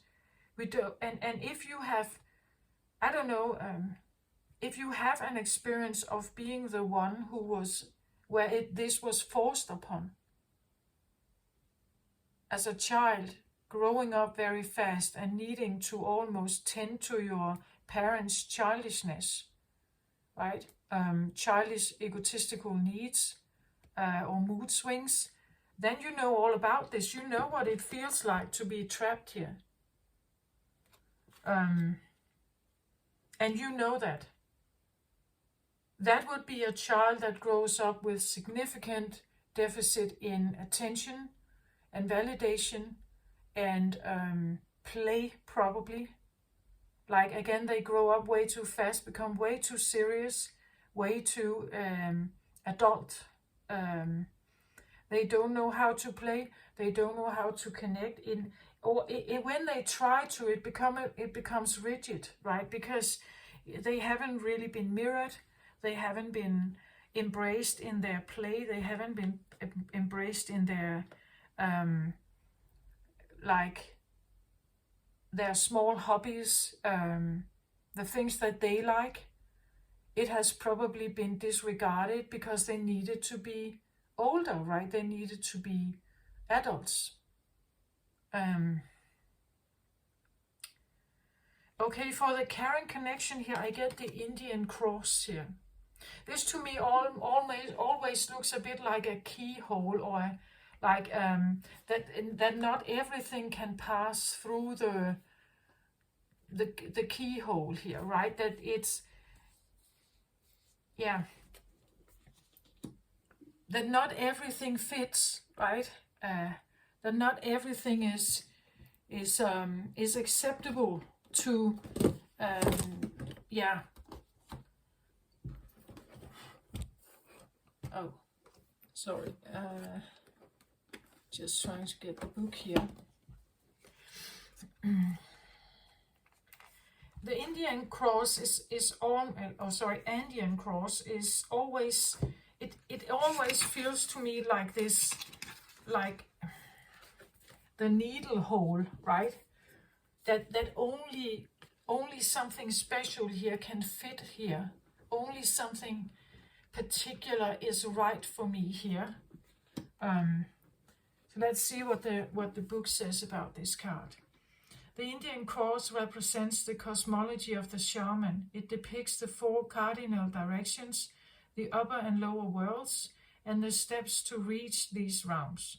The hole in the center is a gateway to interdimensional travel, the proverbial eye of the needle we can all go through to experience higher states of awareness and wisdom, and to break free of linear time.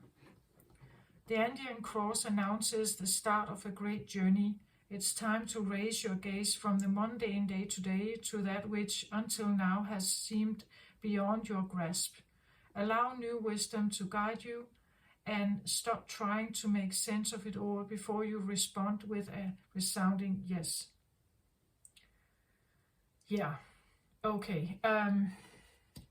You see, what I feel with this is, of course, it talks about this stepping through multidimensional. It's almost like,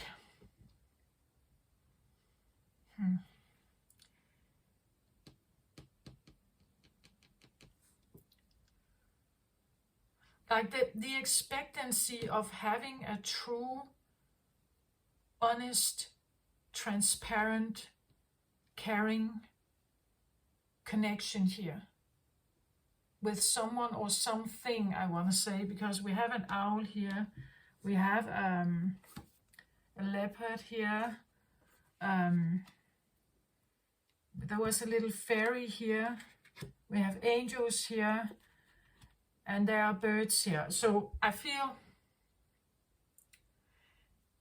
when I say caring connection, it can be with a person, of course. It can also be with something else here.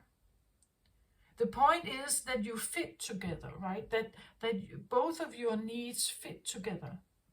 That you're right for each other. That this actually becomes caring. Right? It becomes caring because both of you actually want this in this particular way. Then it becomes caring. But it's important to understand that it sometimes we believe that we are doing caring deeds, but then we are actually hurting someone else.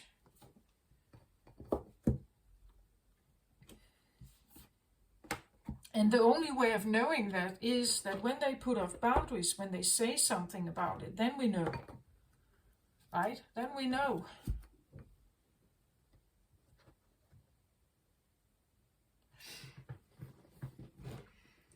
So, Indian cross, multidimensional time, crossing through the eye of the needle, stepping into different timelines that are not necessarily linear. There is, of course, probably maybe something to it as well. There could be this feeling of dreaming, right? That when I go, I can go astral traveling here, and I can look for something like this somewhere else. I can dream about this. This can be a fantasy of mine. It can be something that is out of this time, right? This can be a person that is out of this time. That they are not like the ones on the dating sites. They are not like, I can make him up. Like I can make my own, I can visualize or dream about a specific one here, who or with whom it feels very caring. Maybe that's why I have air here as well, right? Because air can be fantasy, it can be dreams, it can be, again, astral travel. This can be meditation. It can be again, maybe you design them, you draw them, you visualize about them. You are trying maybe to create them almost, right? You create them in your dream. They are like a fantasy friend or a person that is maybe, of course, it can be a real person, right? But the cards tell me that you are very aware that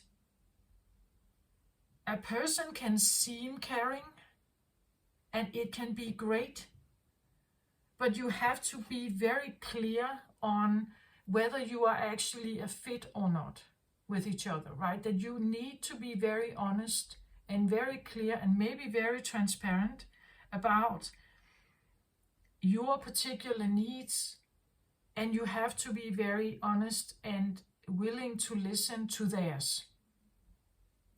And then, of course, we hope that they are truly honest. We hope that they are actually telling the truth. We hope that they will also accept that you will put up your boundaries if you feel that something is out of hand, and you will keep distance if something is like too much or it's too aggressive in some way. And the willingness to talk about this is opening a door. Like every time there's a willingness to talk about the things that have maybe been very difficult in one's life, it gives the partner an opportunity to engage further, or to say, okay, I'm not sure I'm prepared for this, right? I'm not sure I can actually handle this, or I expect this of you, but I see that this is probably not something you can actually, like you are probably not capable even or willing to like do this for me, right? That what I find caring, you may find it very like invasive, right? And the other way around. But it takes guts to say that, right? That's, again, I feel like that's what all these readings are about. It's about being like that something needs to be said or done, or something needs to be like, we need to dare to do something. We need to dare to be like honest, or we need to dare to say that what we are doing right now is not right for me. So I am leaving, perhaps here. I will leave, or I will have some boundaries to you now, right? I will have some space to you, because it's not right for me, right? That sometimes it's like it's just too close, or if it's close, if it's very close here, it has to be right. Like both of you have to both of us needs to be able to benefit from this, and actually find this mutually satisfying, mutually giving, mutually safe, and mutually maybe fun or happy, or whatever you wanna, however you wanna label this. But there has to be this like clear throat, cut through the lies, or cut through all kinds of crap talk, right? Otherwise, it's like the projection that we make upon each other is just, it can just make everything worse. And there's no need to be in a relationship where someone else doesn't really or cannot engage. Like they cannot engage on this level, because it's going to hurt you, and it's going to be frustrating or hurting them too, right? It's so finding someone who is, I want to say, so perfect or so right. Maybe that is what this feels like. That is like finding someone. That is like finding the needle in the haystack. Like it's so rare, perhaps, or so special. Maybe you feel like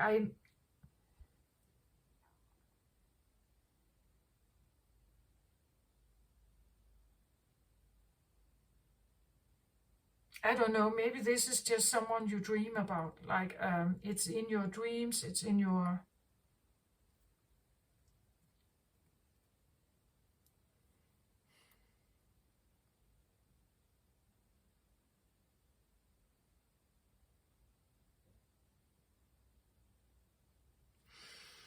Like it's interesting how we have, like, there's an owl here. We have a leopard here. Like, these animals, they can be on their own. Like, they are wild animals. They can live on their own. They don't need a human to take care of them, right? Same goes here with this leopard here. Like, they can live on their own. They don't need, and they definitely don't want to be owned by a human here. as opposed to this being a dog, for instance, or a cat. You could have a more sense of codependency from the animal towards the human, right? In this case, this is a free bird. This is a free animal, a free predator here. And these birds that are here, they are not caged. They are free to fly as well. And this one here, they are being released, the doves, because the doves, of course, they can find their own way out there. They are also not... there is something about being overprotective of something that can take care of itself. Like, why are you overprotecting, or why are you seeming to want to claim me, or, you know, like, take me or something, if I can take care of myself?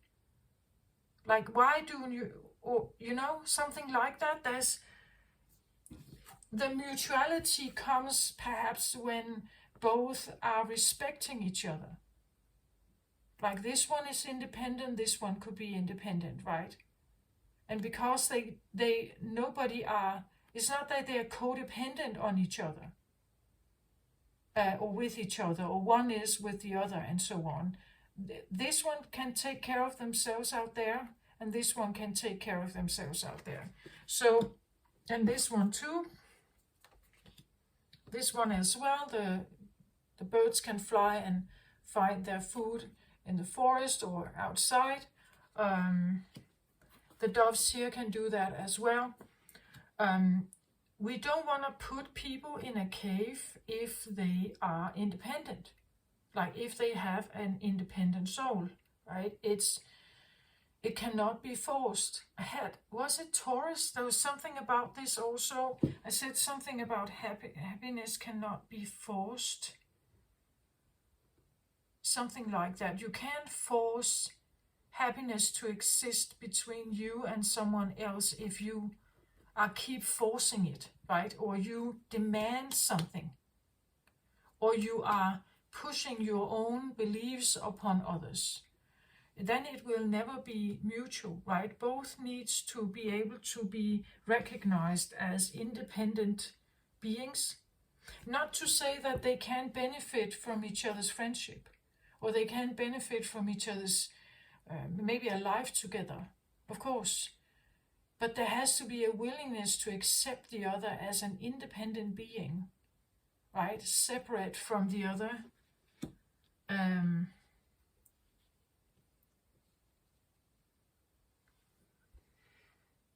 At least that's a theme. I get the feeling that the theme is here like independence versus symbiosis, right? This very close, entangled, enmeshed, absolutely mixed energy, where two are becoming one, you could say, thinking like one, acting like one, dressing like one, speaking like one, and so on, as opposed to two like independent beings beside each other that can, or who can, because they choose each other, both of them choose each other. And there's a true recognition of this, right? There's a true recognition that we are in this because we choose to be here. I am recognized as an independent being with my own feelings and needs and desires and whatever, and you are as well, right? There's something about that. And if they still choose each other, because they choose each other here, if they still choose each other, then you can probably have the caring connection, right? Because there is a true recognition and respect for each other, and acceptance about someone's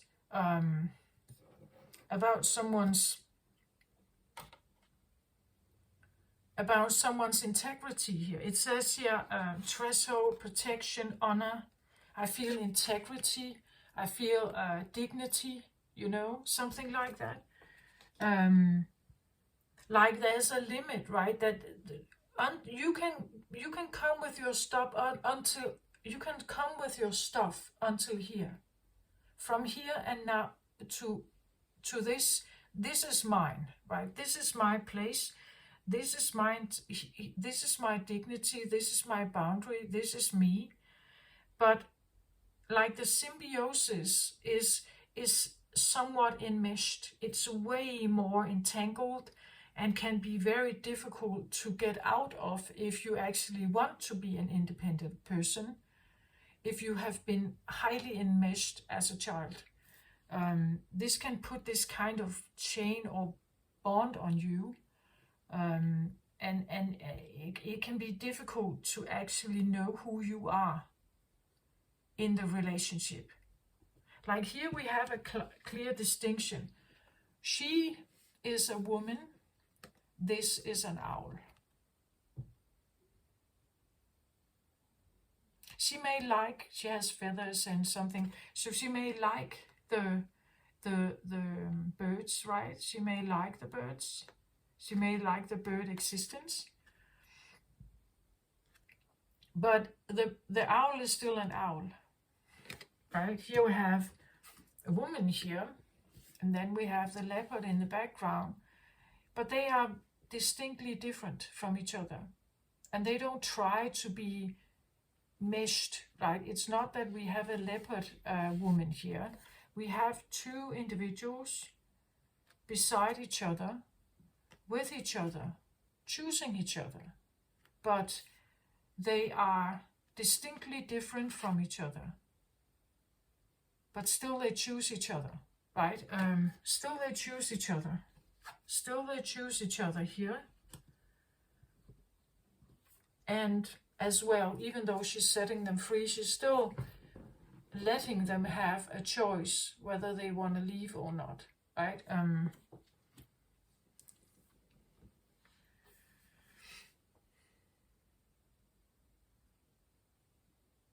So there's something about like this very close and almost like melting together feeling of the symbiosis of two existences that melt as one, right?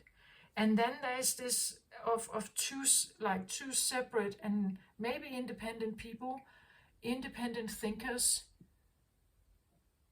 but because there's a mutual respect, a mutual acceptance and respect and caring for each other, then this can actually work, right? But there's a difference between these two that could need to be looked at, I feel like, and understood, that because someone has maybe one kind of love language and they express it in one way, it doesn't have to be wrong.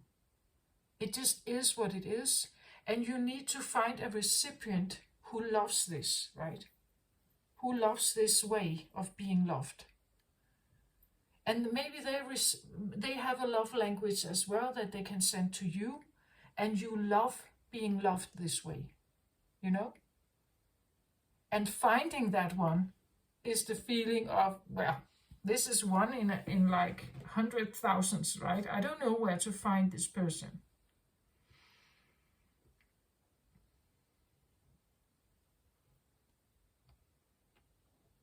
There are probably other ways, but it all depends on the willingness to like work with your personal needs and boundaries and what you are truly looking for here.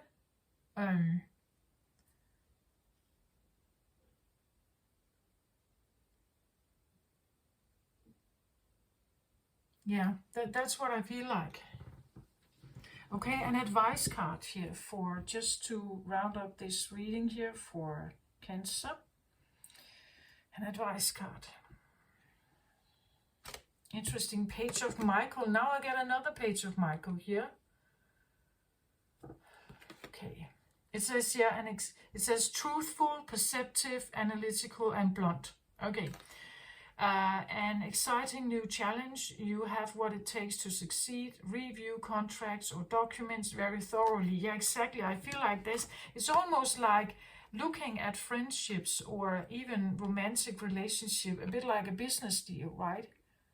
Can we accommodate each other's needs and so on? Like really needing to listen to even the and being maybe truthful, perceptive, analytical, and blunt, like a child, right?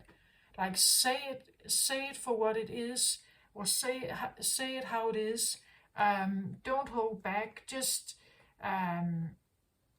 be blunt about it. Even though people may not like it, right? But then you know it's not the right person, right? Like step forward and just be blunt and do this, right? Just follow your intuition, trust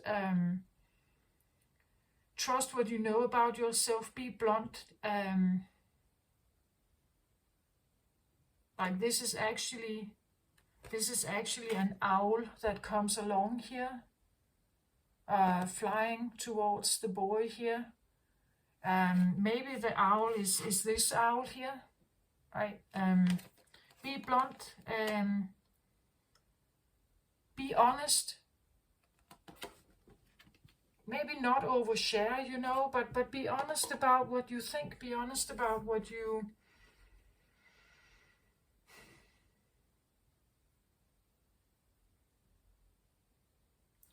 truly need and what you are. And then you will see if they can muster this kind of maybe commitment or friendship, right? Will they, do they want to? Do they find it interesting? Do they think that this is what they want? But it definitely needs for you to be blunt and honest about it.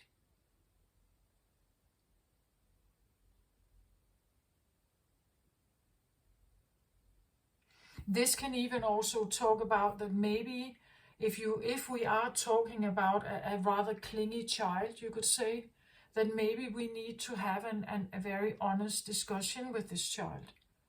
And we may even also want to ask this child why it is so important that daddy has to play with her all the time, or mom has to be around little Patrick all the time, right? That maybe we need to have this very truthful and honest and blunt like conversation, right? Because it's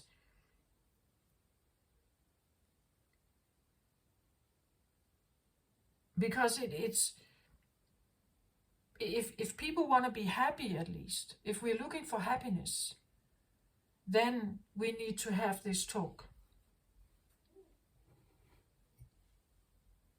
Yeah, this is what I have. I hope this helped, Cancer, in some way. So again, the yellow here, there's really this need to speak up or say something, to dare to do something, to go outside, like to do something outside of the box, knowing that, yeah, maybe people will be angry about this, maybe people will be offended, but I have to say it anyway, right?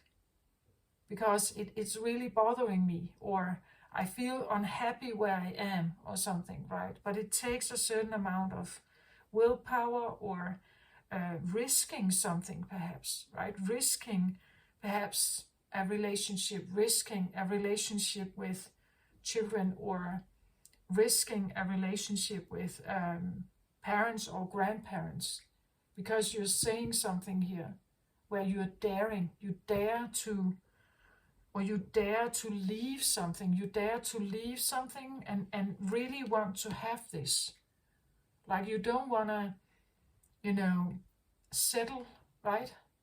I don't want to settle with something. No, I dare now to go out there, even though it may be difficult. I am willing to look until I figure this out, or find someone here with whom I can be truthful, perceptive, blunt, honest, where we can have this talk, where I feel safe. I can say and be who I am, and I will not be,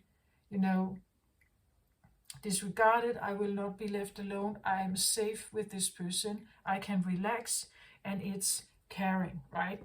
That's it's the center card. So it's very important to you, Cancer, right? That there's this, it has to be friendly, kind, compassionate, understanding. There must be a willingness to understand who you are as you may try to understand them, right?